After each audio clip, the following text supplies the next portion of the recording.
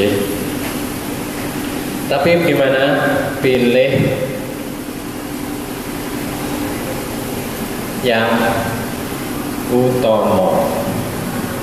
Ini mesti memilih yang utama. Contoh, Demben nalikane kita TA sering membahas sedekah.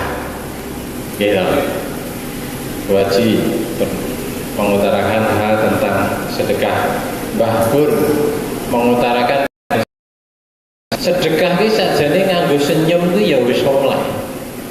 Ya wis kena utama. Wis kena wis oleh.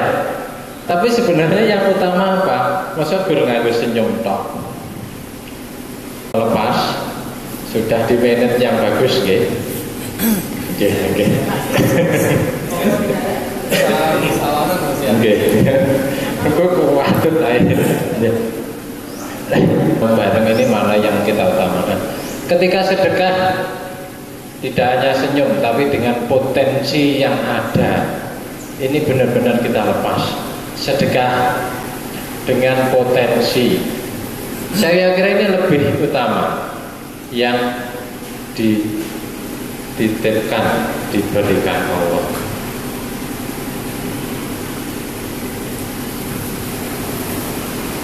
Ya. Dengan sedekah. Contoh sedekah. Kalau mau contoh nih di masjid. Podo-podo ngawe sedekah sekene kompas penggarapan granit. Contohnya ngen kula. Tak omong nek karo podo-podo. Ini memberikan sarapan ini juga sedekah. Habis. Kalau ini terpakai jangka panjang. Kecerdasan kita dalam memilih yang utama. Contoh malih ya teman. Dipingi konco niku curhat kaitan dengan petung. Ini Pak Beton sing biasanya petung nggih. Petung jual beli sepeda. Sepeda niku pun dipelanjeri. Dipelanjeri berapa ratus ribu. Rencananya pun pembayarannya hari Senin dewi. Nah melanjeri niku cek dino Jumat niko. Karena suatu hal akhirnya petung sepeda mau ora sido.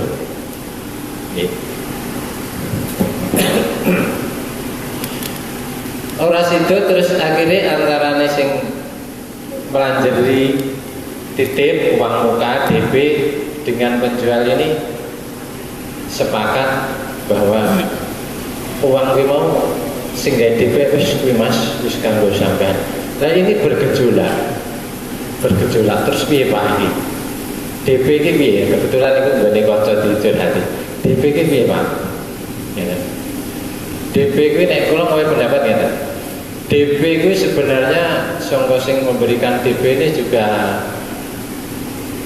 sudah membolehkan wis kena. Pomo kok pek kuwi ya wis sah. Sudah boleh digunakan pribadi juga boleh. Halal. Terus akhirnya ngoten. Kira-kira nek kuwi kok pek karo enek liyane sing utama apa? Apa Pak? Ini, iki masjid dhewe lagi bangun granit. Iki pendapatku ya. Seandainya kuwi sangko DP ngomong kok tasarrufne ning gone pembelian kuwi, saya kira ya lebih utama. Oh, aku wis jane yes ngono, Pak. Saurunge iki payu iku nek wis payu ya tak parakne rono, Pak. Ternyata orang payu ning kok duwite oleh. Akhirnya ya wis Pak. Aku yakin bahwa uang ini mergo nek aku nampa ki ning ati ki ya ora penak. Mergo barangnya ora dituku kono guru DP ya golo-golo kan. Akhirnya pripun?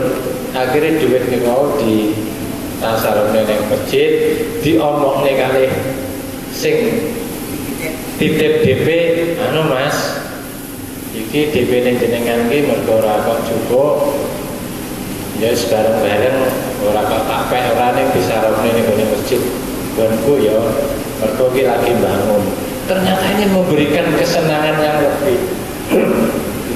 Sebenarnya niku kan kena toh. Boleh ya. Di hak pribadi boleh. Tapi dia memilih yang utama. Oke. Ini ulangannya Mbak Cari tadi dengan ini kula mengadopsi kok. Iki kok ya tinemungen bar mulih kok TA kok ana wong curhat ngene. Akhirnya dukul. Enten malih ten dalan. Karena di sana kan alam mengalami pengalaman. Berarti selalu membaca alam. Contohnya neng ngarepe tokone Mas Jenis, jangan parkir di depan pintu. Itu karena hak kita. Terus ketika di Jogja itu pulau juga melihat tulisan maksudnya sama tapi saya kira ini lebih utama. Terima kasih tidak parkir di depan pintu. Niki maksudnya podo, tapi kita kan di sini nih dipelajari yang lebih utama. Pak Beton buang bari musik parkir dengan pintu kiri, ngono ya. Enek tadi kok. Sing buang sampah ning kene bangsa, ngono kan ya. Terima kasih tidak buang sampah di sini.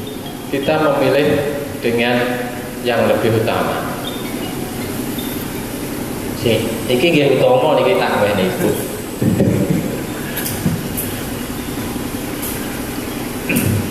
Terus cerita lagi. Nggih. Dari yang utama niku wae. Nggih. Cerita lagi ngene.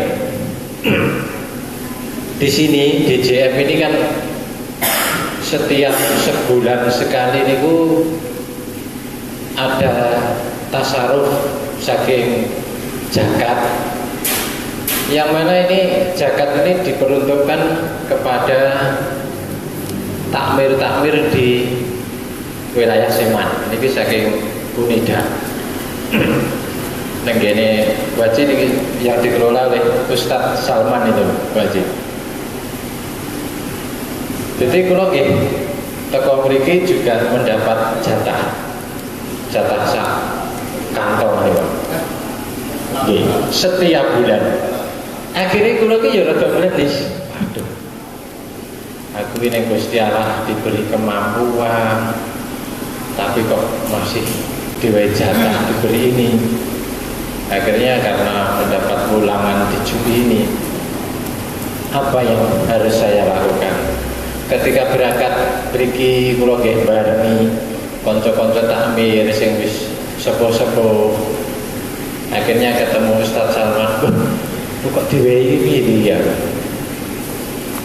Akhirnya gini, yang saya ambil dari langkah yang lebih utama ini, karena di dalam pengelolaan sebuah masjid itu sebenarnya sendiri juga tidak bisa, pasti ada beberapa orang yang di situ berkecimpung. Akhirnya ya, ini walaupun ini milik saya, hak saya, diwehnya itu kan sah tadi, sah.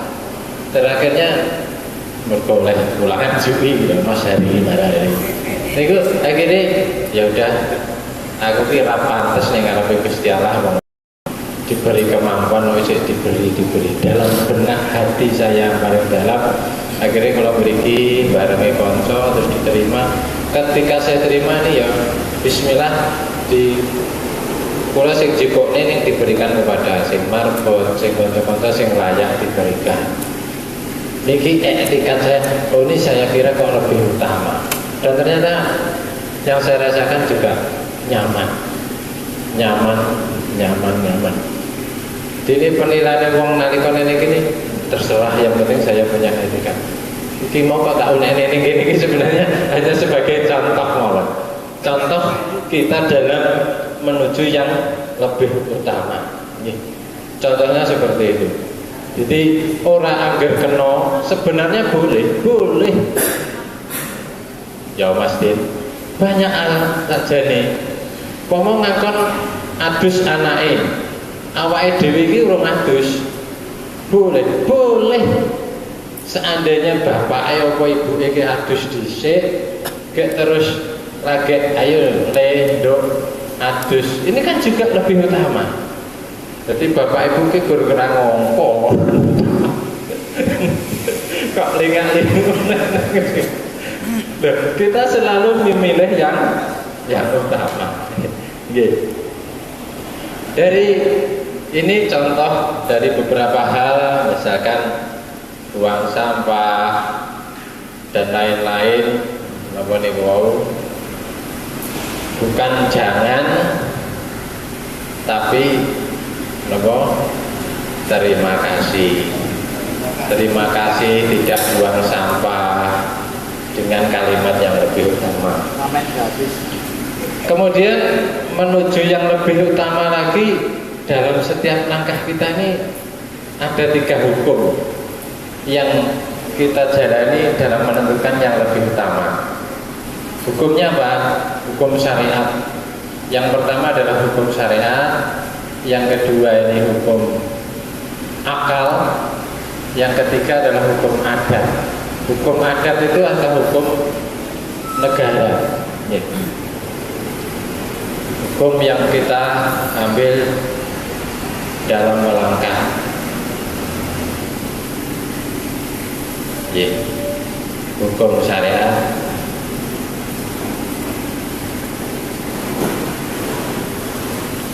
hukum akal,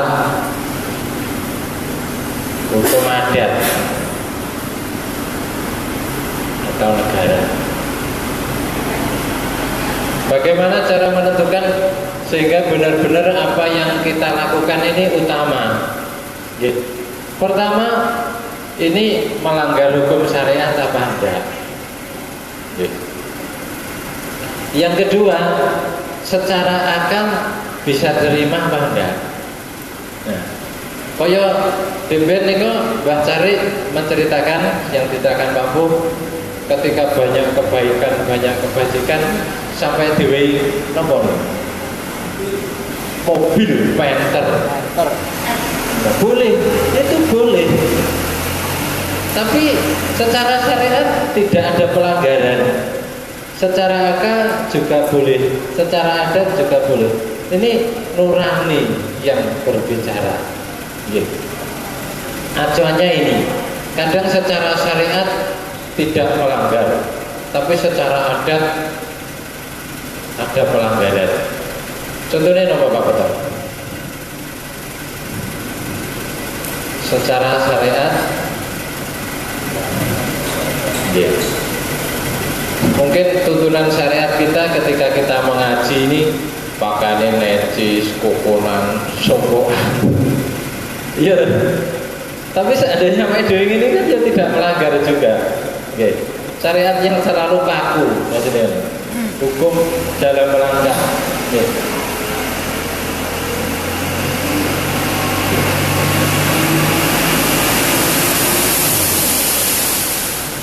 Menikmati dulu, ini perlu dinikmati untuk pembongkaran.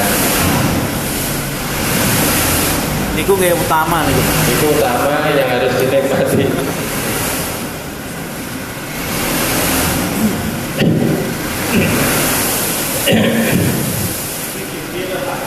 Ada? Oke, boleh. Nek dijui itu pakaian apapun juga utama. Yang penting apa?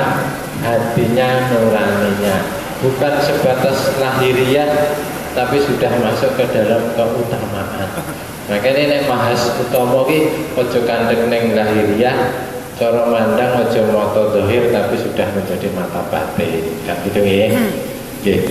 Hukum syariat dasarnya dan ganjar sapa wong kang lakoni perintah lan den siksa sapa wong kang tinggal perintah. Ini jelas.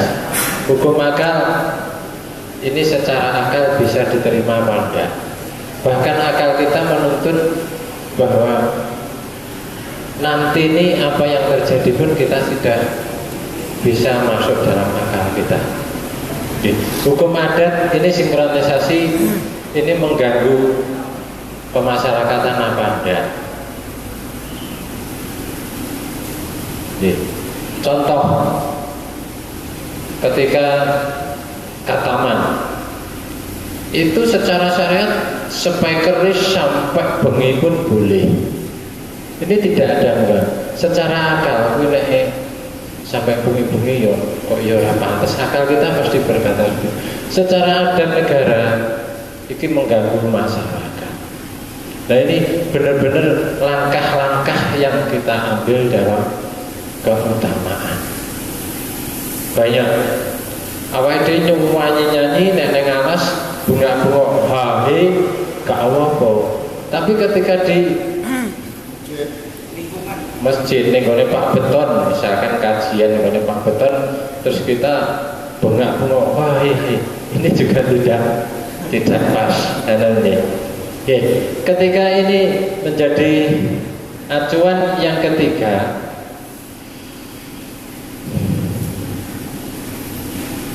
melangkah dengan mantap.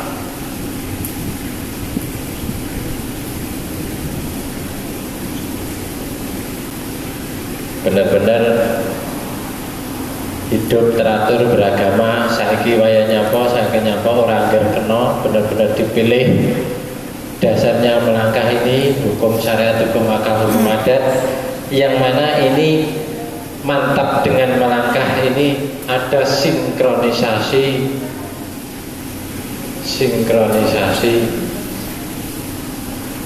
antara hati nurani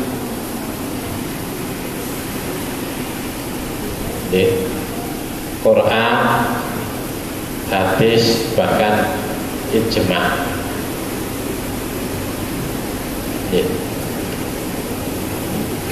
Mana yang kita pilih dalam setiap langkah kita, menyingkronkan saat ini apa yang aku ambil.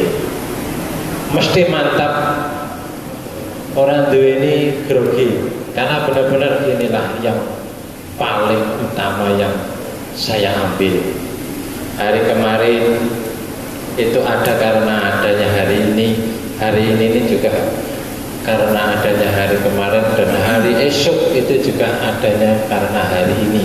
Sinkronisasi dalam melangkah mantap antara hati nurani, dasar Quran yang mesti kita juga harus kita pelajari, hadis juga harus kita pelajari, sehingga saiki waya nyapo benar-benar terkondisikan saiki atau saat ini di sini.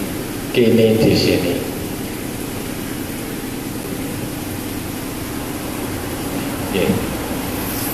Ini kejelasan kita selalu mana yang lebih utama, mana yang lebih utama, mana yang lebih utama. Ini dari sekilas yang dapat saya sampaikan sebagai pemanasan. Salah pun kula aturaken dumateng pemateri yang utama. Maka dan assalamualaikum warahmatullahi wabarakatuh.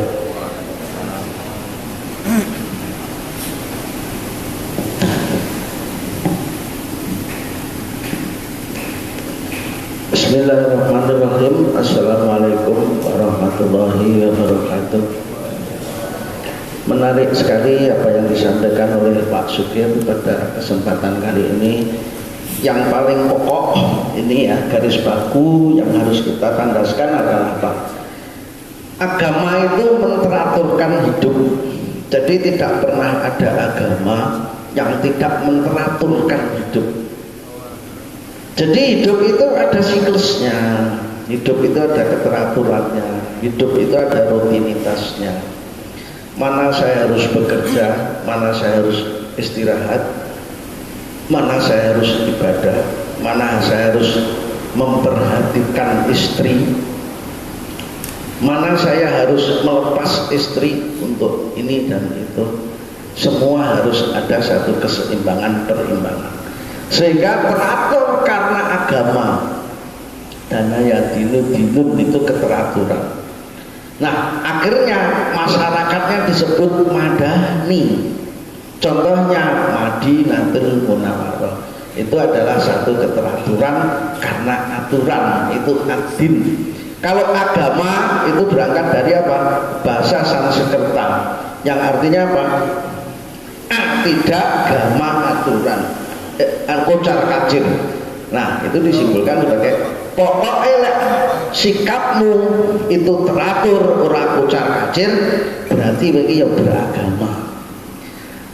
Kalau kamu sholat, kamu puasa, tapi kehidupanmu tidak teratur, sama artinya kamu tidak beragama. Rumusnya sederhana. Wong ini keteraturan tidak punya beragama. Wong ini orang ini keteraturan orang beragama. Simpel. Ini saya ngomong leksikalnya. Nah, tadi disampaikan yang menarik satu cerita ilustrasi juga begini, Bapak Ibu sekalian. Suatu ketika Umar bin Khattab itu terjadi penyerahan antara presiden yang waktu itu dikuasai oleh Nasrani. Ini ceritanya Palestina. Setelah terjadi perang, akhirnya terjadi penyerahan dari kaum Nasrani kepada kaum Islam. Ada satu welingan yang menarik dari Umar bin Khattab. Kini besok ojo kok teki masjid. Mergo kono enek gereja gede. Umpama enek cilik ae, gelek adan ojo sampai ganggu masjid imam. Gereja itu tadi. Ini loh, agama yang betul-betul mendamaikan, agama yang betul-betul teratur karena aturan. Dasarnya apa? Malah hukum nurani yang tertinggi. Syariat boleh, anu kan boleh. Neng rasa atimu, tonggomu Kristen. Kemarin juga begitu. Saya sama ibu itu pas hari Kamis yang lalu, habis berbuka puasa itu mau ngaji. Pas depan rumah waktu ngaji itu kebaktian. Jadi ya ada ceramahnya, ada nyanyi-nyanyinya itu. Wis ana ngaji ini rada engko apa mbok robel arep buku. Saiki anu kok pertama kesannya awake dhewe saingan agama. Yang kedua awake dhewe kok kaya kono ngene awake dhewe ini kok kaya ngejempi. Gak sah ngaji ae ben dhek kebaktian. Ini apa? Hukum kenyamanan dalam hati dalam bertetangga. Hari bisa menjamin enggak antara saya yang masuk surga atau tetangga saya yang masuk surga besoknya? Bisa jamin. Ojo tafsirmu, oh dhek kafir kok mesti neraka. Itu versi tafsirmu apa versi Gusti Allah? Masuk Basari terus domir. Nah, karena kita tidak pernah tahu. Bahkan apa? Saya ada satu judul yang ini masih saya konsep. Intinya begini, Pak Haji, anjing itu tahu enggak kalau dirinya najis? Enggak tahu. Bu Haji percaya kalau anjing itu tidak tahu kalau dirinya najis? Percaya. Perlakuan kita kepada anjing dengan mindset kita yang najis akhirnya memperlakukan anjing itu ya dalam tanda kutip jahat atau tidak jahat. Dibalik kita menjahati dia itu, dia tahu enggak mengapa kita menjahati dia? Nah, berarti kejam mana antara kita dan anjing?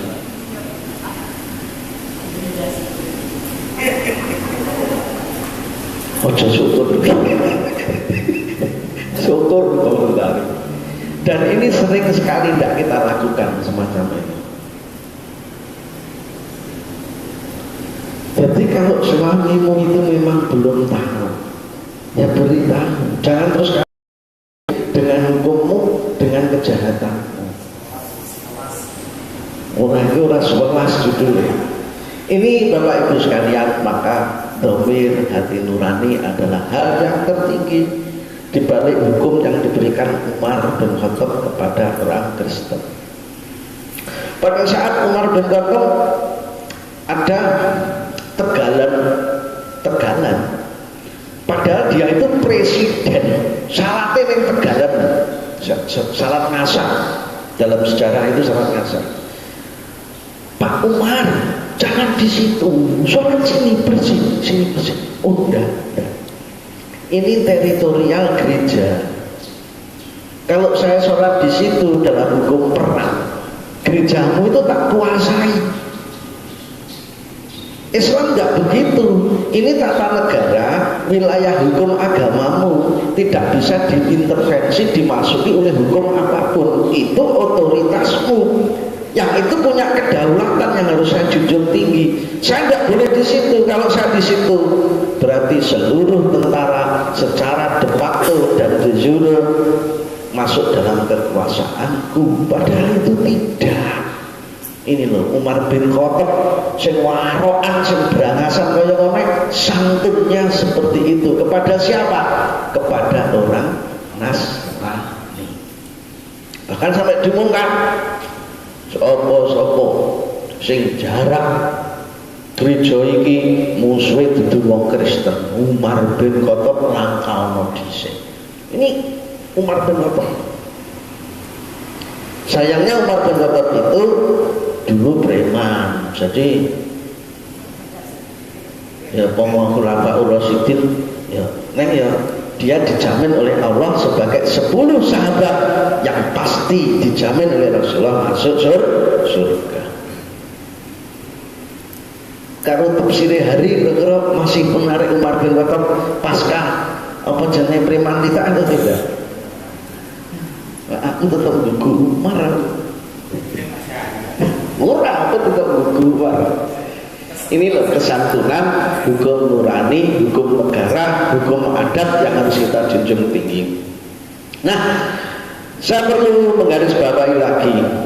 Jadi misalkan Pak Haji dalam berkarya kepada seseorang, ini enaknya waktunya saya memberi atau tidak, berupa material atau tidak, dan sebagainya.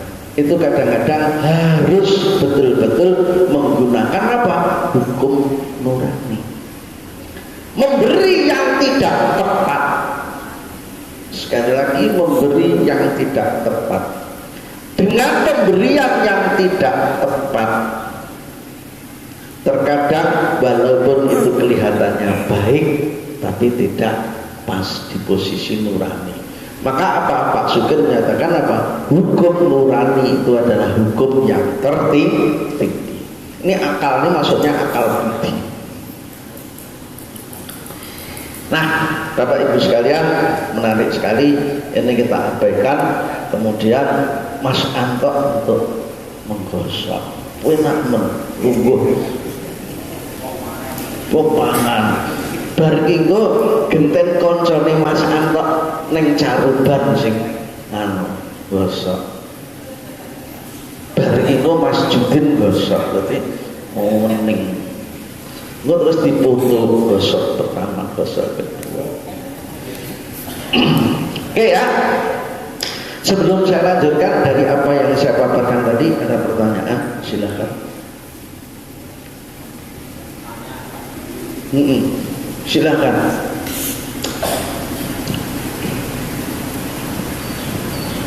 Silakan.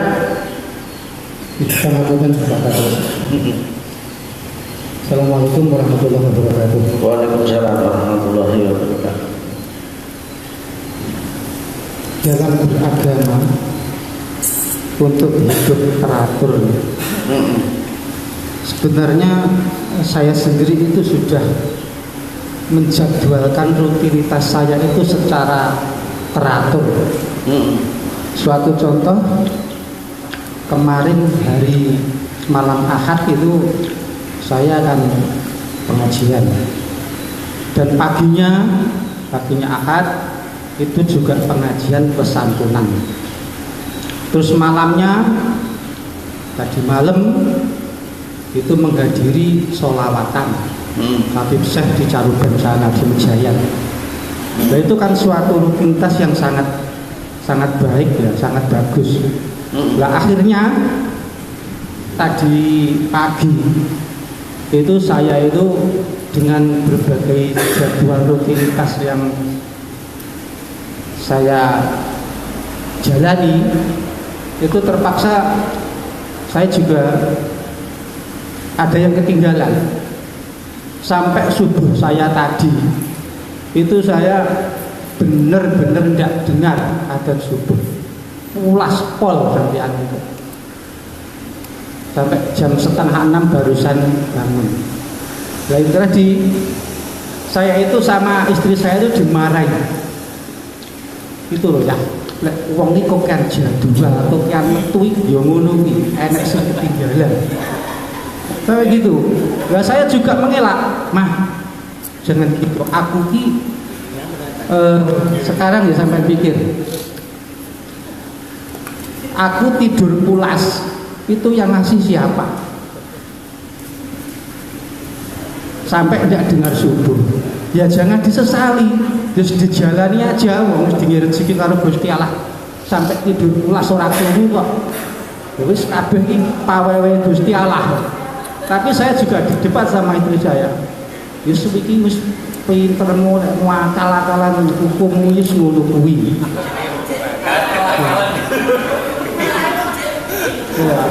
Nah akhirnya itu saya tadi langsung berangkat ngantar anak saya ke TK, langsung saya berangkat. Nyeng tinggi, Dede, gitu aja langsung berangkat. Wes aku udah pamit lagi, kayak gitu. Alhamdulillah ini tadi juga langsung berangkat ya, enggak ternyata ketemu sama Gusti saya itu, ya cocok lah ini, cocok lah. Itu kan suatu gimana? Cara mensikapinya itu gimana? Saya itu di demo sama istri saya itu dengan alasan seperti itu gimana? Ya pinter, ya maksudnya ini, ya akal-akalan kalau gitu kan istri saya. Monggo. Oke. Ya menurut kacamata syariat kelihatannya tidak teratur, tapi menurut kacamata nurani teratur, gitu aja. Intinya begini teman-teman semua, telatnya disengaja atau tidak, benar-benar tidak tahu, enggak, yaitu kecelakaan yang menguntungkan gitu aja. Kenapa? Orang salah lagi kecelakaan yang mergo ora ngerti bebas hukum akhirnya menguntungkan. Kaya aku pas di mana Ngawi, saya itu tidak biasanya kok terus sampai lupa kalau hari ini puasa itu. Seumur saya tidak pernah. Saya sama istri loh. Jadi dijamu sama teman di Ngawi sana, makan sampai kenyang. Habis pulang itu loh, lah dia mana poso, kecelakaan yang menguntungkan. Aku ya gitu aja. Tapi ya aku ya rano, sing program ya kono, sing anu ya kono, sing marakne ya kono. Ternyata apa? Ada hadisnya. Ya Rasulullah, saya tadi puasa ya Rasulullah, tapi saya lupa makan sampai kenyang. Terus gimana Rasulullah? Yo arepmu iki minangka sedekah Gusti Allah ning kowe. Lah niatmu terusno saka magrib. Oh, enak agama. Turunmu malu lek kowe Gusti Allah dengan pulasnya. Dene salatmu rada telat rak piturute. Aja mbok anggap kecelakaan ae. Ya memang salatku kudu saiki Gusti Allah. Ngono sih. Jadi hidup itu tidak usah dibuat beban, asalkan tidak berseberangan dengan nurani. Titik. Anda nyaman-nyaman saja, kenapa? Nurani itu orang melanggar. Diumum-umum kan persepsinya yang berbeda. Debat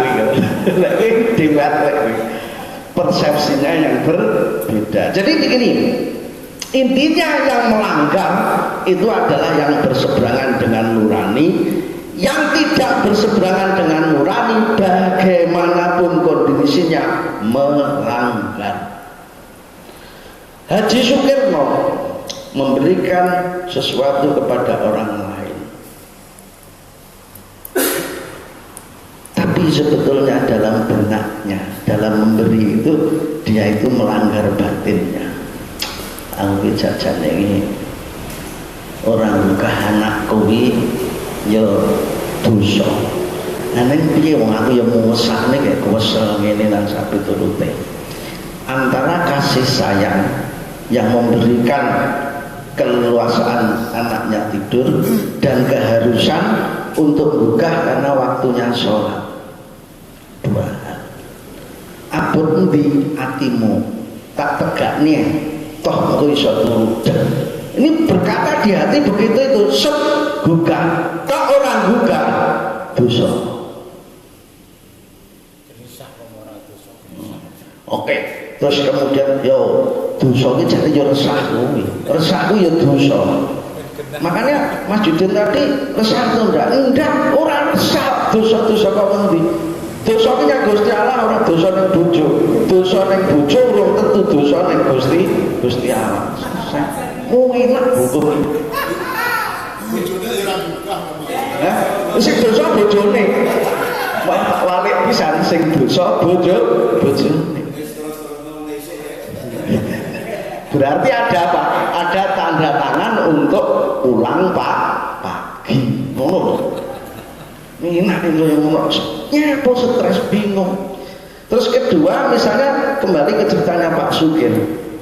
Di hati biar rodok seprapat jam ben rodok leren sik baru tak buka. Terus Pak Sugir malah nggugah sing awal. Pak Sugir dosa dalam kacamata hukum nurani. Karena apa? Yang berbicara nurani. Ini loh yang akhirnya menjadi bundelan-bundelan keyakinan yang harus dipertanggungjawabkan kepada Tuhan. Paham maksud saya? Saya juga pernah, ini cerita ilustrasi. Ini Pak Haji, memberi malah haram. Memberi malah haram. Ada saudara yang dalam tanda kutip akhirnya itu bergantung, ngejipne, jaga nih. Akhirnya saya harus kades. Dari saya kades ini nurani saya bergejolak antara memberi tidak memberi, kok takat, kok gini. Kata hati saya stop. Akhirnya pada suatu ketika saya tidak kuat melihat karena ya maaf sekali ada anak yatimnya satu gitu. Akhirnya saya beri. Malam saya nggak bisa tidur. Karena apa? Memungkiri hati nurani tekad saya untuk tidak memberi sebagai kebenaran kebaikan. Saya langgar dengan memberi. Baik tak ini? Baik loh ini. Tapi resah gelisah saya sampai malam hari tidak bisa. Sampai resah, aduh. Akhirnya saya kenceng, mulai besok saya nggak akan beri. Malah tertata baik sampai sekarang mandiri dan baik. Paham maksud saya ini? Jadi yang diukur Tuhan syariat dalam arti toto gelar lahir atau nuraninya? Pak Sugir duga, Pak Sugir tidak duga, nuraninya. Saya memberi, saya tidak memberi, nuraninya. Oh saya coba terus nih kemana kajian hukum ini. Bersyukur, jangan bersyukur Pak. Biar ketika orang lawan gitu ya. Menata pola pikir.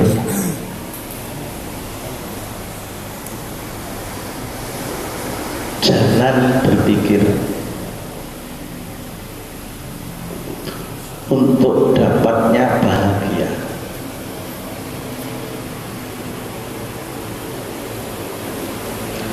Ini sak menembaknya ini kok kesepakatannya mau jam 10 kurang seperempat apa-apa toh? Orang yang acara toh mulai sing utama. Soalnya materi ini penting ya, rada padat waktuku rada molor. Ini ya, menata pola pikir, jalan berpikir untuk dapatnya bahagia. Ini lho Pak Agus, sugih, pangkat, terus berkecukupan secara material, tidak bisa bahagia karena pola pikir, jalan pikiran yang tidak tertata. Jadi persoalannya apa? Ngibadahi kenceng, posone lempeng, tapi tidak bahagia.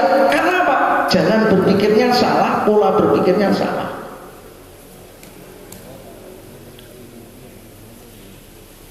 Percaya berapa? Kowe iki karo Bu Siti ngono kira-kira ngibadahi apik ndi? Bahagia ndi kowe karo Bu Siti?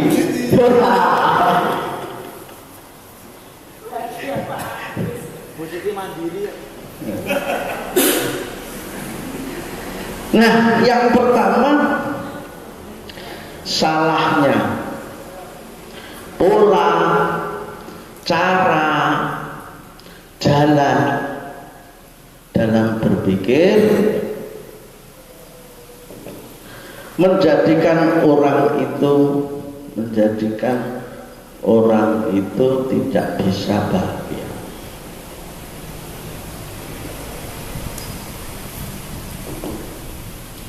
Ada yang orang ini Pak Giono ada neng Tegalan mangan kur sambal blelek karo tempe, duduk di tepi satu tempat yang di situ banyak kotoran, kletong-kletong, dengan nyamannya, dengan bahagia.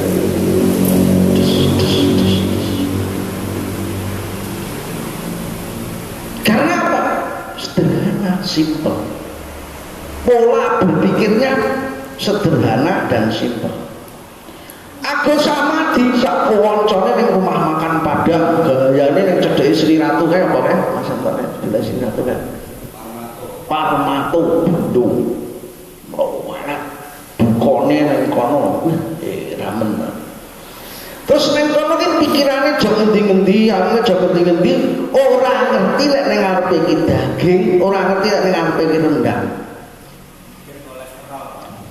Kepedi kolesterol bisa sak piturute. Kira-kira enak mana dari kasus kedua itu tadi? Enak yang Tegalan. Yang simple, yang sederhana bahagia, yang ribet, yang ruwet, yang banyak justru tidak bahagia. Miskin, neng tentrem ayem, sugih, neng ruwet. Banyak nggak terjadi? Persoalannya di keberlimpahan harta atau di cara pandang pola pikir, mindset yang salah Mbak Seni. Mindsetnya. Jadi kuncinya bahagia adalah di pola pikir, jalan berpikir yang benar, yang lurus. Simpelnya, semakin simpel, semakin sederhana, orang itu semakin bahagia.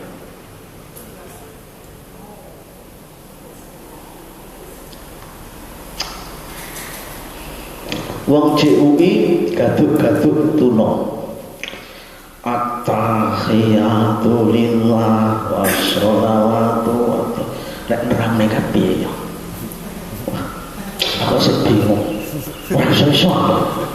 Terus karo wong sing bodho, Gusti Allah iso saiki wis ngene iki ora tak nengen, aku hanya berpatok pada syariate apalanku dengan tak nikmati ning apalanku. At-tahiyatu lillah washolawatu wa thayyib. Tapi ngematne tenan tanpa ilustrasi. Bahagia sing endi kira-kira? Sing simple dengan bacaan tapi dimakni tenang daripada geramjang arep menuju kepada makna tapi tidak bisa. Walaupun yang dicapai oleh yang pertama tadi adalah kebahagiaan versi yang kelas 1. Nanti kalau sudah ketemu, kebahagiaan kelas 6 itu lebih nyaman daripada kebahagiaan kelas 1. Paham maksud saya ini? Anda akan lebih bisa menghitung dengan hitung porogabit. Porogabit, iya Pak Haji ya, porogabit ya, porogabit ya, sehingga hitung pistol porogabit itu. Dengan mantap di porogabit malah ketemu hasilnya, daripada berpikir kalkulator nengulung teko kalkulator malah ora sampai hasilnya. Neng suatu ketika Anda bisa kalkulator lebih simpel daripada porogabit. Ini harus jangan salah paham, ini jangan salah paham. Terus akhirnya gak gelem sinau makna jangan. Tapi pada saat urung iso gaduh-gaduh itu no, ya sak isone kowe dinikmati, simpel sederhana. Nah, di sini Bapak-bapak sekalian, jangan main-main dengan pola, cara, jalan berpikir yang akhirnya kamu tidak pernah bisa bahagia.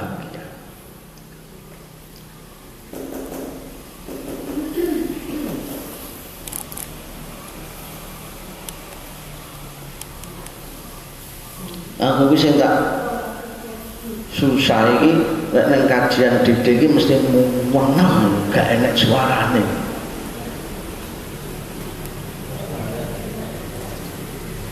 Terusnya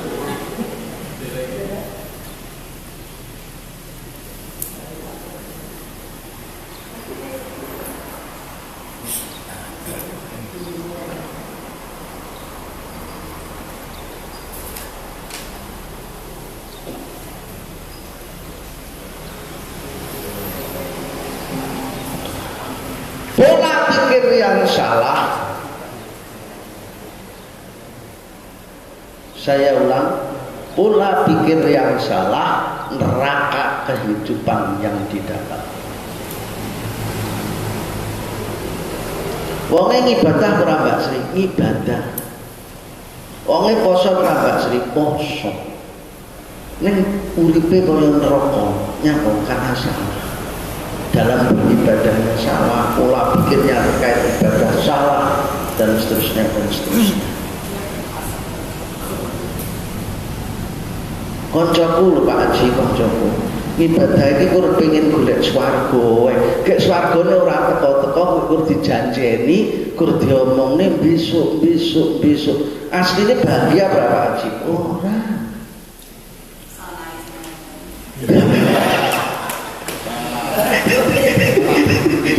Aku ki jane kancaku lho Pak Haji kok langsung tau Pak Haji. Terus kita betul-betul menikmati. Artinya begini, maknanya begini. Cak-cakane ning urip ini menjadi ajang guru pembelajaran kehidupan bagi diri kita. Pola pikirnya ngono. Real bahagia atau enggak real bahagia?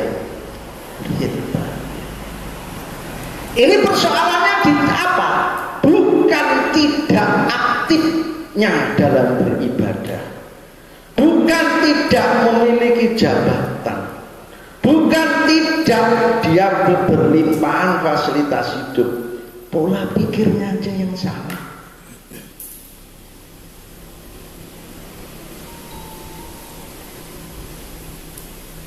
Makanya jangan main-main dengan pola pikir.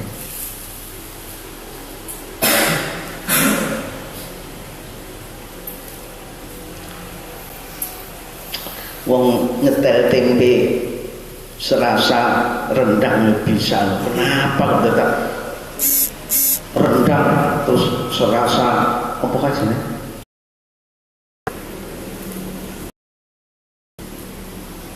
Bojone Pak Supir ketok wegah.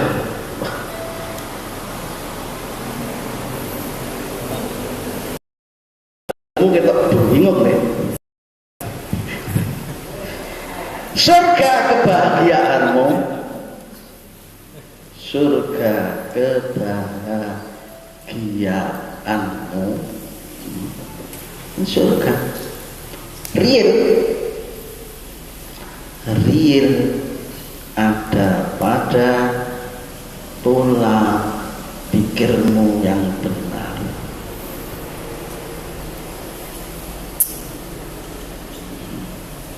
Ki rumus kabeh. Ji loro telu ki rumus kabeh.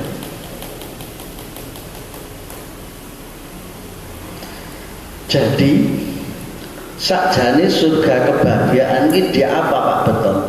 Pola pikir. Bukan keberlimpahan, bukan banyaknya, bukan pakaiannya, bukan kendaraannya dan sebagainya.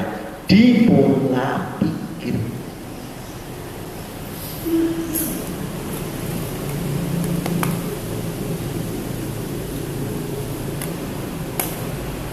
Maka kalau bahasa Arab akidah itu jenenge ngakok budelan dalam hati jenenge akidah. Akidahmu ini bener kok salah, akidahmu salah neraka, akidahmu bener surga. Titik.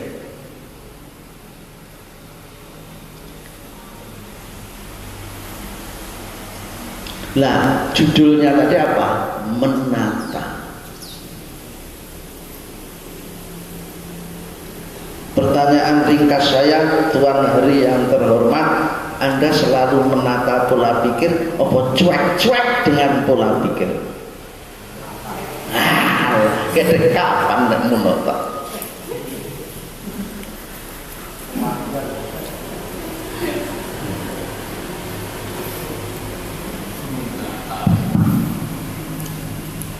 Silakan, stop bisa enggak?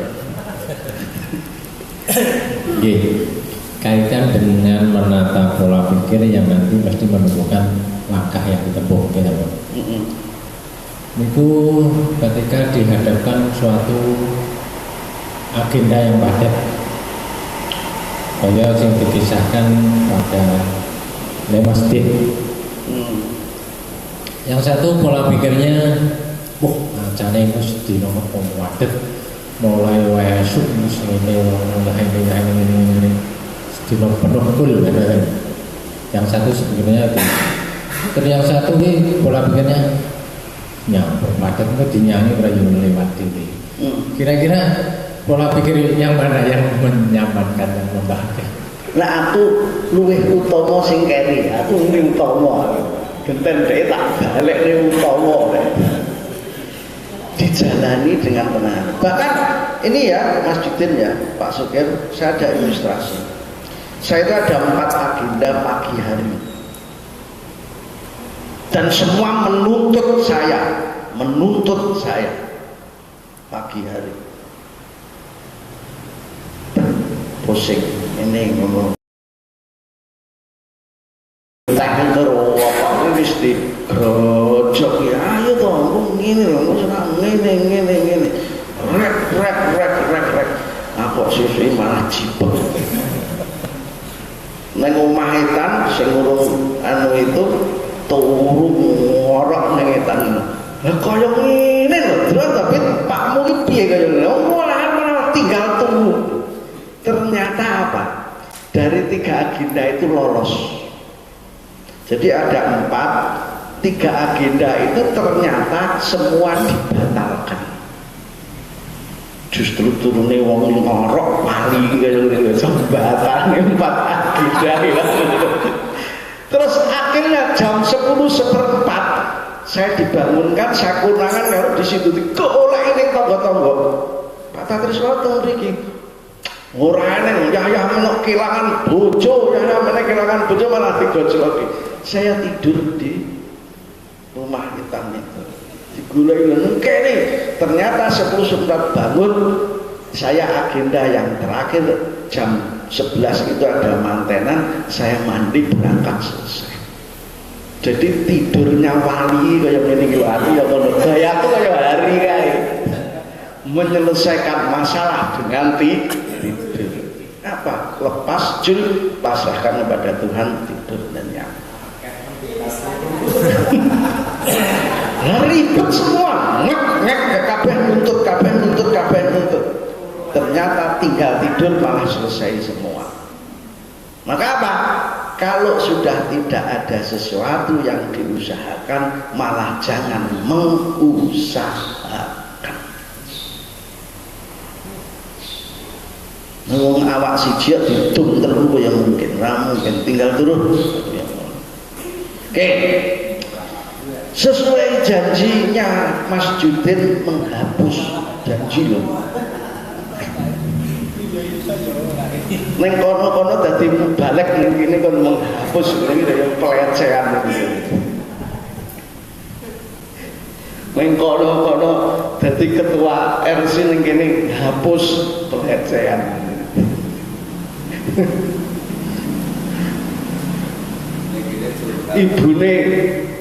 Ibune Mas Gonto aku jak ning fire piye to.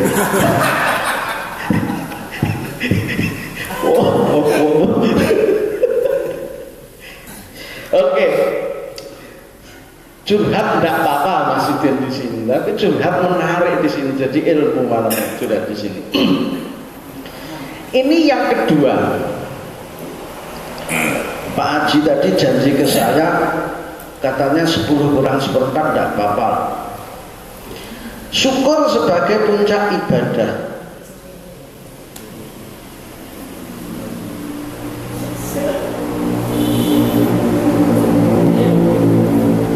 Suatu ketika ceritanya Rasulullah itu kehilangan Aisyah itu kehilangan Rasulullah, tidur di sebelahnya, terus tangannya ini loh kok gak enak. Nah ternyata Rasulullah itu sholat di sebelahnya, sholat. Terus lempeng sementara Aisyah tidur. Akhirnya setelah bangun Aisyah bertanya kepada Rasulullah, jenengan iki wis maksum, jenengan iki jaminan surga, jenengan ini sudah diampuni, pasti jaminan dari Allah. Nyapo kok sik sregep mensalat sampai bengkak-bengkak kakinya. Jawabannya Rasulullah, abdan syakuran, apa aku tidak menjadi hamba yang syukur. Jadi puncaknya ibadah itu justru apa? Permohonan doa atau syukur? Syukur. Puncaknya ibadah ini jaluk atau malah menyadari kepemberian? Nah tenangnya lho iki, tenang nek teori iki. Jangan dijawab. Jadi di sini abdan syakuran, hamba melalui ibadah atau syukur keberadaan nikmat melalui ibadah. Ulama mana yang Anda bilang tempo? Untuk mau mana? Jadi jangan berpikir lagi enggak itu? Jangan berpikir lagi. Ini Pak Haji. Berpikir ini kalau salah, ndadekne ibadah ini tidak produktif untuk bahagia. Haji pilih banyak akuntansi ganjaran atau bahagia. Bahagia deh, saya paling jalan pikirannya orang akuntansi ganjaran, pembukuan ganjaran. Di sini sebetulnya cuma persoalan tadi apa? Kerangka berpikir, pola berpikir. Oke, mari kita mulai. Puncak ibadah Nabi itu ada sikap bersyukur.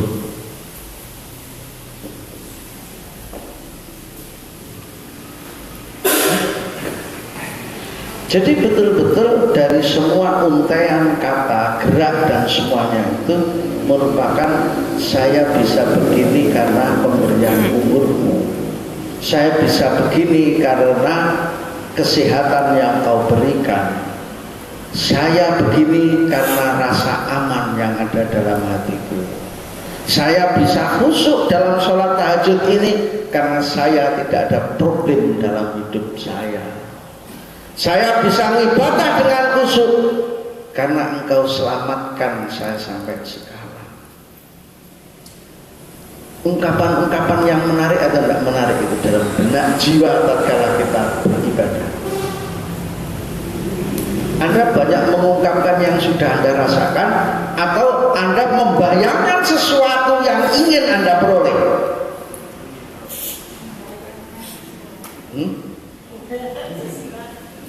Real mana? Dalam sholatmu. Saya biasanya ini ya, Rabbi firli, ya Allah, ternyata banyak ampunan yang telah Engkau berikan kepadaku. Itu kamu ampuni semua. Lekku disik cuek neng orang tuaku, kamu ampuni ya Allah. Rasanya ini saya bisa mendoakan lagi pada Tuhan. Ternyata pada saat ini Rabbi firli warhamni, ya Allah, anak saya, istri saya, keluarga saya, semua karena warhamnimu.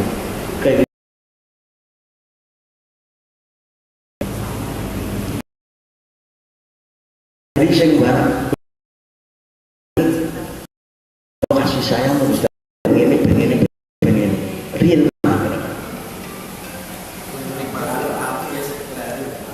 Hah? Terang yang gini gue nih kleru. Mana kira-kira? Wajburni itu menambal dari segala kekurangan. Oh, saya ngisi kajian di sana kurang ini. Ternyata engkau inspirasi langsung dengan tambalan, ya Allah, ini. Tahu-tahu muncul ide ini, muncul ini, Allah menambal. Dan itu saya rasakan, ya Allah, real saya ungkapkan dalam wajburni, warfa'ni, warzukni, ruzikni, itu banyak luas kan. Tentang umur, tentang ini, warzukni, wahdini, wa'afwan. Ini apa? Cara pandang, cara pikir, pola pikir yang benar akhirnya membentuk kesyukuran yang membahagiakan.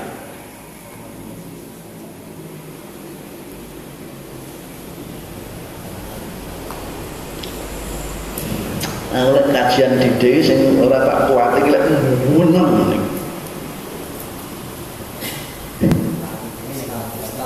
Guru ka rokok. Puncak ibadah Nabi itu bersyukur. Pengen neraka, pengen surga atau bersyukur, Mbak Sri? Bersyukur. Itu Nabi. Bahkan Nabi itu sudah terlalu cuek dengan surga dan neraka. Yang terpenting apa? Menyadari keberadaan nikmat dan untuk kemudian disadari dalam setiap bacaan dan geraknya sholat. Anda berlimpah enggak sebetulnya nikmat itu? Berlimpah. Mengapa Anda tidak bisa menikmati? Karena Anda tidak menyadari. Mengapa kamu tidak bisa menyadari? Karena kamu melenakan semua nikmat layaknya nikmat yang tak tersadari. Disadari aja enggak kok, dinikmati. Sik ngene. Masa engkau karo ida teko kene bisa selamat. Bidin teko kene dengan satu bentuk kesadaran karena keimanan tolabul ilmi. Semacam ini Anda nyadari tidak sampai di sini? Itu nikmat atau tidak nikmat? Nikmat. Ini bisa di sini karena kesehatan. Tidak tersadari.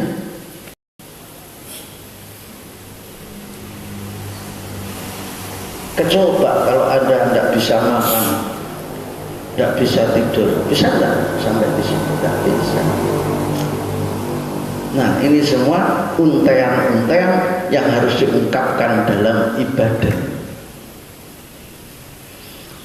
Kalau sudah begitu itu, nah ini ceritanya para sufi. Kebahagiaan itu laksana udara yang setiap saat kamu hidup dimanapun dan kapanpun bisa. Satu kuncinya sadari nikmat dan kemudian syukuri karena merasakan nikmat.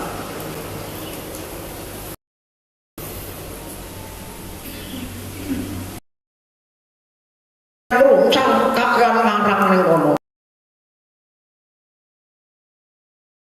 Akan datang, besok dia akan datang.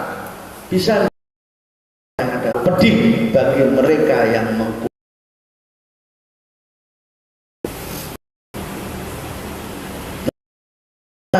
melinakan nikmat. Mengapa melinakan nikmat? Karena tidak menyadari keberadaan nikmat.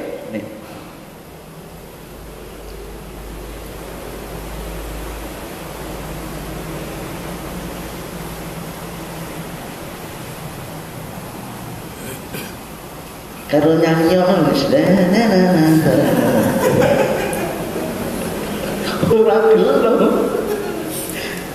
Oke, terusnya.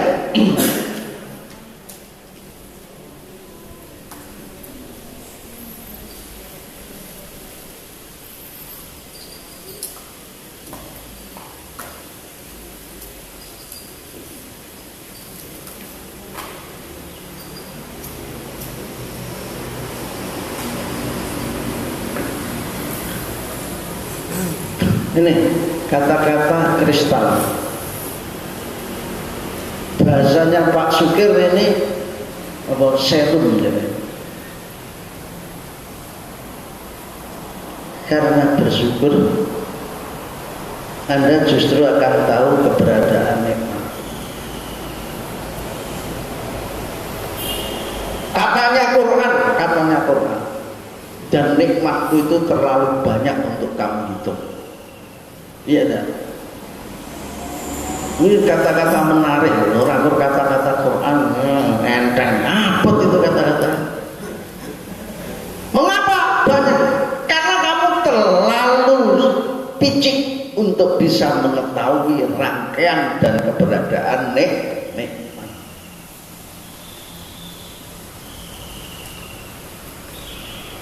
Jadi ini bayangkan mata Anda itu tidak ada air matanya.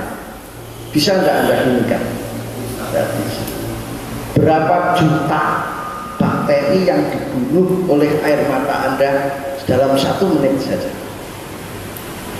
Terus lek mugahi air mata ini dek kapan? Gek sing mrodak ki sapa? Sumbere kok ngendi? Kowe tau mikir? Terus kuwi wis tok kemuweletmu kaya mbuh, ngasmu kaya mbuh, tukang glutmu kaya apa. Terus lek mripatmu iki disetop air matane, kira-kira iso teko kene, Pak.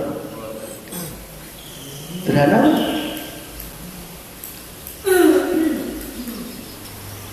Terus kowe teko kene emang ora lara untu iki mbok sadare. Nek lara untu rasane kaya ngopo ning omah kaya ngopo. Terus kowe neng kene saiki wis ora tau ora patek neng ngisor cendhila karo blongak-blongok kok sadari kok.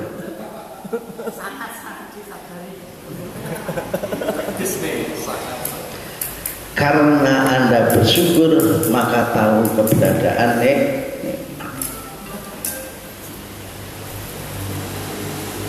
Kalau Anda banyak bersyukur, ngeroncal apa tidak ngeroncal? Tidak. Damai atau tidak damai? Damai sekali.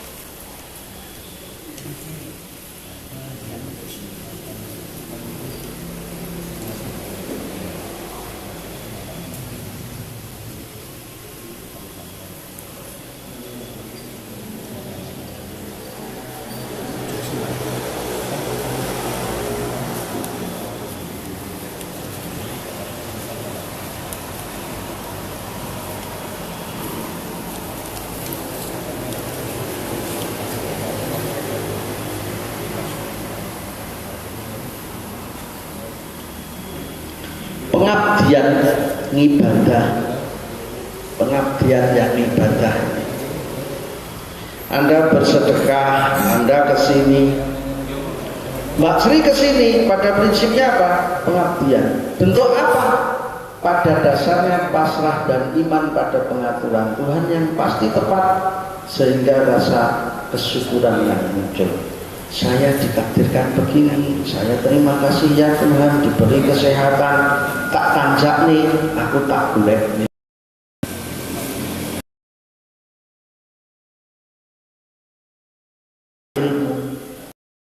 Untuk pengabdian real atau enggak real. Jadi pengabdian itu pada dasarnya apa? Dan iman pada yang pasti tepat. Saya kesini saat ini itu pasti tepat pengaturan Tuhan. Apa kesyukuran yang muncul atas kesehatan, kesadaran saya, iman saya, pola pikir saya yang benar. Sak pola pikirmu yang benar kudu mbok imani, kudu mbok syukuri. Bentuknya piye? Ya kowe teko kene, barang ini termasuk kesyukuran pada pola pikir yang benar.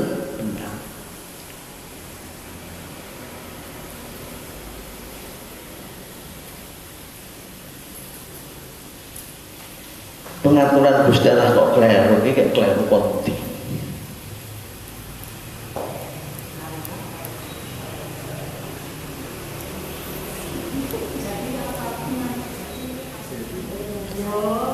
Biye Teka Pak Sugih relek kuwi luwih utawa ndi jare.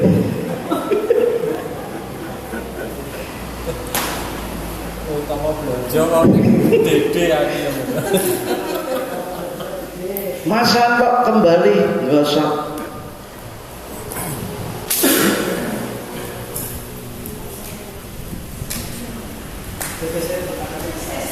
Sing moto dan anu sing nulis beda anu sik. Ternyata sing urung. Ya, kita Pak setengah. Tak gosok mrene.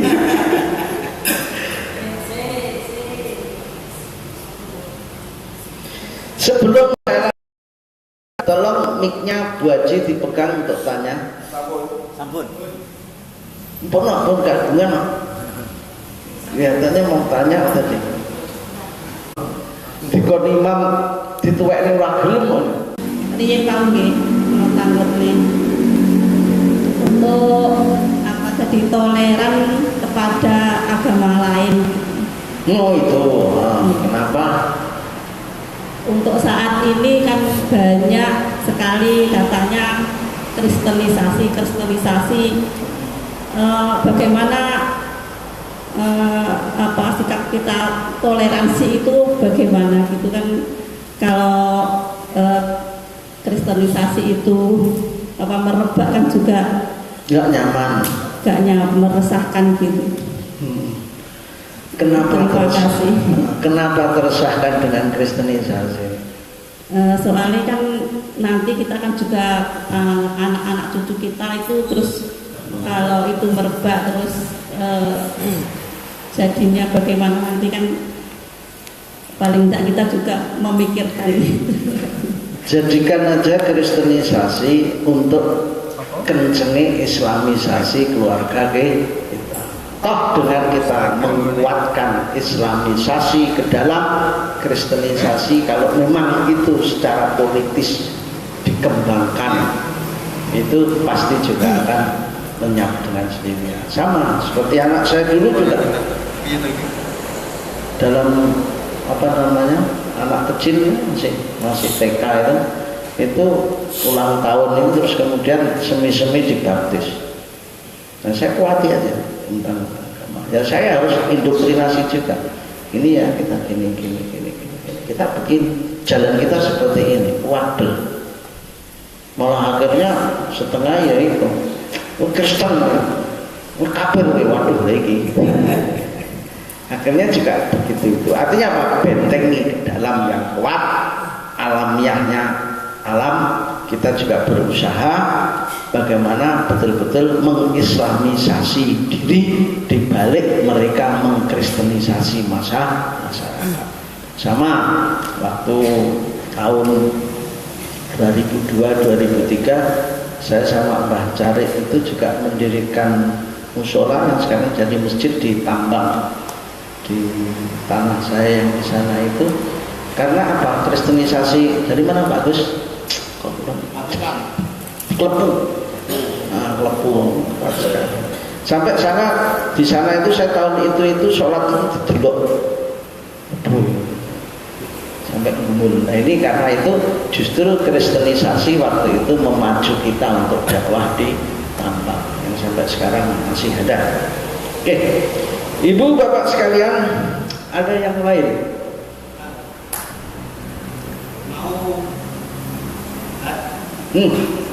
Silakan. Di sini saya itu sering mendengar bahwa saya menanyakan antara doa dan bersyukur. Di situ kan disebutkan doa mukhul ibadah, mukhul ibadah ya. Doa itu adalah saripatinya ibadah. Jadi dalam kalau saya mengartikan, kalau saya melakukan doa itu kan cenderung sering ke permintaan. Jadi yang saya tanyakan itu perbedaan arti doa dan bersyukur. Terima kasih. Oke. Jadi begini, tatkala kita itu tinggal memuati dari sebuah kata, di mana letaknya mukhul ibadah, intisari ibadah. Intisari ibadah itu sebenarnya di apa? Di kesyukuran, pasrah, kesyukuran. Dan tidak pernah ada kata doa itu meminta. Mau berikanlah, tidak ada. Menyeru yang akhirnya melahirkan semindi kepada Tuhan. Nek wong lawas dhisik semindi dedipi marang Gusti Allah. Semacam doa yang ada dalam tahajud itu yang sering sekali saya kadang-kadang itu kalau malam itu saya renungi dengan nikmat Allah. Laka aslamtu wa bika amantu wa alaika tawakkaltu wa ilaika anabtu wa bika khosamtu wa ilaika hakamtu. Itu bika ilaika, bika ilaika, bika ilaika, bika ilaika. Tidak ada ya Allah berikanlah.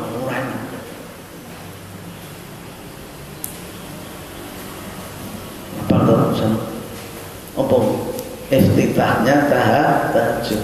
Allahumma laka aslamtu laka wa bika amantu bika wa ngalaika tawakaltu ngalaika. Tidak ada sama sekali permintaan di situ.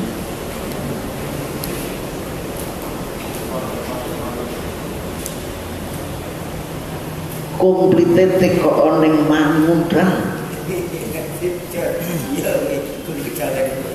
Guru kejawenku ya Allah. Terusnya, tidak ada nikmat yang tidak ditambah dalam setiap faktor. Ini rumus. Ini Ibrahim ya, Nabi Ibrahim. Tidak ada nikmat yang tidak ditambah dalam setiap waktu.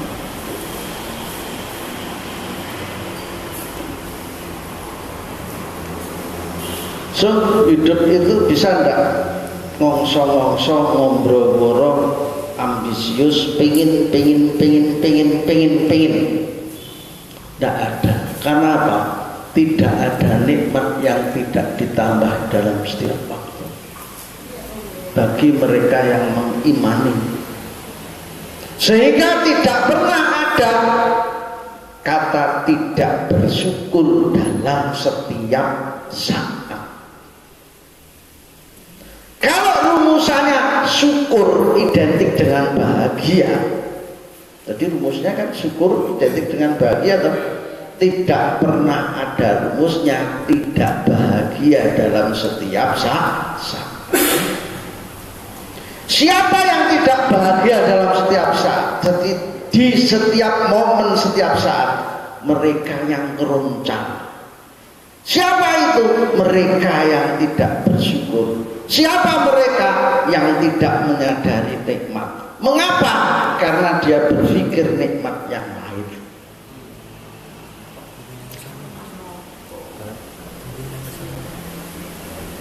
Karena dia membandingkan nikmat yang lain.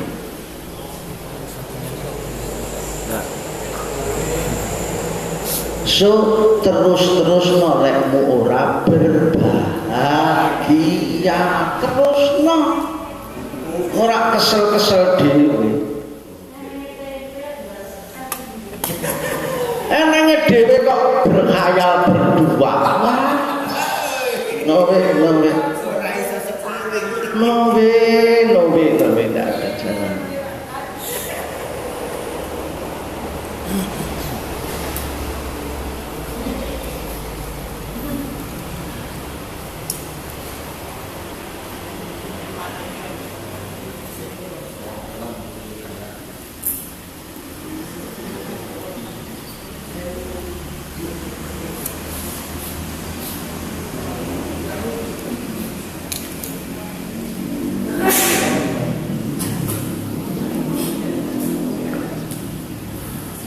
Kuncinya di sini.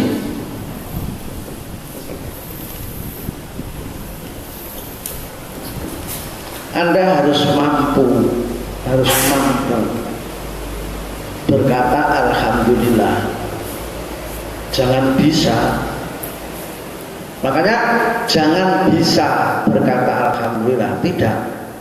Yang mampu berkata alhamdulillah karena kesadaran Rabbil ngalamin yang dihayati. Oh, ternyata dalam sakit saya maha puji Engkau ya Tuhan, aku Engkau tumbuhkan kesadaran. Kenapa? Pengaturanmu yang dasar, pengaturanmu yang tak mungkin keliru. Dalam miskin saya selamat, dalam sakit saya justru lebih tenang. Dalam ketidakmampuan saya justru diselamatkan oleh Allah. Ini semua karena Rabbil ngalamin yang dihayati, yang diimani. Sehingga yang berkata hanya alhamdulillah. Mengapa? Tidak pernah ada nikmat yang tidak ditambah dalam setiap momen waktu.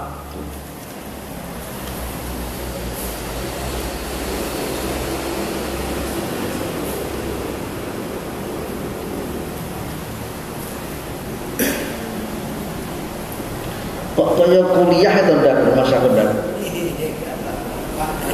Iya. Dalam dari kita itu mendengar alhamdulillah, tapi keterangan itu tadi kan mampu beralhamdulillah untuk mewujudkan Rabbil Alamin. Nah, itu diucapkan alhamdulillah atau apa di batin saja? Batine ojo eneng, cukup uni alhamdulillah gek sing banter nggih pengeras. Ping pira? 30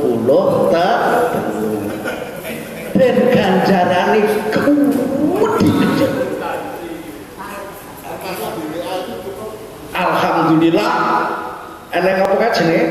Apa nek? Emoji kae tulis alhamdulillah. Alhamdulillah. Ya. Ini Bapak Ibu sekalian, ini persoalan keimanan. Jadi apa yang disampaikan Pak Agus itu sangat mendasar. Kalau Anda tidak mengimani semua kenyataan itu pengaturan Tuhan, Rabbul itu tidak ada dalam tafsir yang saya pahami itu sebagai pengganti kata Tuhan, bukan. Dalam Rabb ini ada kata pemelihara. Pemelihara ki yo ngedusi, yo netah, yo nyawiki, yo ndulang sak piturute iki Rabb. Sang pemelihara, sang pengatur. Jadi seluruh kejadian alam atas dan karena Rabbil Alaminnya Allah, sehingga tak mungkin salah, tak mungkin keliru. Loromu ora salah, orang duit-duitmu ora salah, ora payumu lek dodolan ora salah, termasuk sehatmu ora salah, termasuk kowe teko kene ora salah. Semua karena Rabbil Alamin Allah kalau diimani, sehingga mampu bersyukur yang sesungguhnya syukur dengan ungkapan alhamdulillah dalam benak batin. Alhamdulillah, alhamdulillah, alhamdulillah. Termasuk lagi dari orang alhamdulillah. Alhamdulillah iso. Alhamdulillah kowe ora patek cicilan. Aku ngono. Kaya aku pas ning UGD, alhamdulillah kowe mari gelem ngaji lah. Kalian lah. Mergo kowe dhisik megel pol ngono. Guyu deh. Nah, di sini kalau sudah begini ini Bapak-bapak sekalian, tak ada konflik karena tak pernah ada yang salah. Keharusan syukur. Persoalannya di sini iman. Dari iman melahirkan pernyataan dalam batin alhamdulillah. Lek wis ngono tidak ada konflik dengan bangkrut, tidak ada konflik dengan sakit, tidak ada konflik dengan ndak enak badan. Semua karena tak pernah ada yang salah atas keimanan pengaturan Tuhan. Yang ada hanya satu, ungkapan rasa syukur dalam alhamdulillah. Bahagia tak? Bahagia.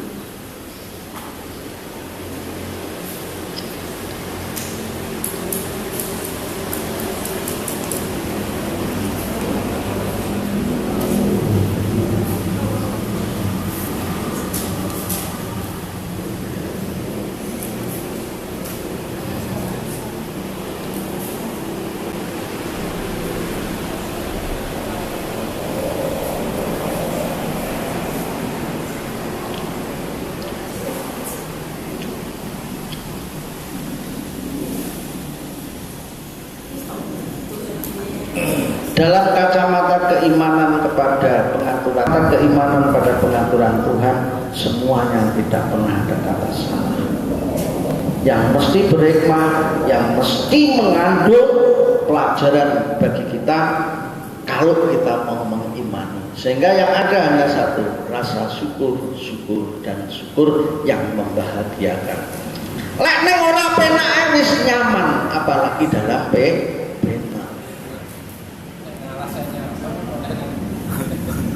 Mengenal saya kowe nak ngomongin papan resik kaya ngene. Billahi taufiq wal hidayah. Assalamualaikum warahmatullahi wabarakatuh.